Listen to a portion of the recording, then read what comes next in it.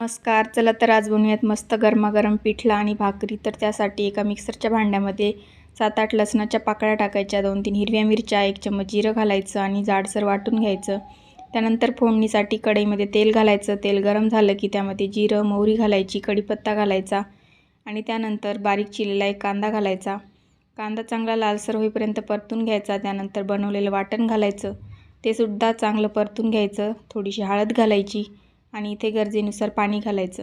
आता चवीपुरतं मीठ घालून घ्यायचं. पाण्याला चांगली उकळी आली की गॅस कमी करायचा आणि यामध्ये बेसन पीठ मिक्स करून घ्यायचं. आता हवं तेवढं इथे बेसन पीठ मिक्स करायचं, चांगलं फिरून घ्यायचं आणि झाकण ठेवून चांगलं शिजून घ्यायचं. शेवटी इथे बारीक चिरलेली कोथिंबीर घालायची आणि मिक्स करून घ्यायचं. तयार आहे आता गरमागरम आपलं पिठलं. तर यासोबत खाण्यासाठी मस्त अशी ज्वारीची भाकरी बनवली होती. बघू शकता किती छान भाकरी फुगलेली आहे. चला तर मग व्हिडिओला लाईक करा, शेअर करा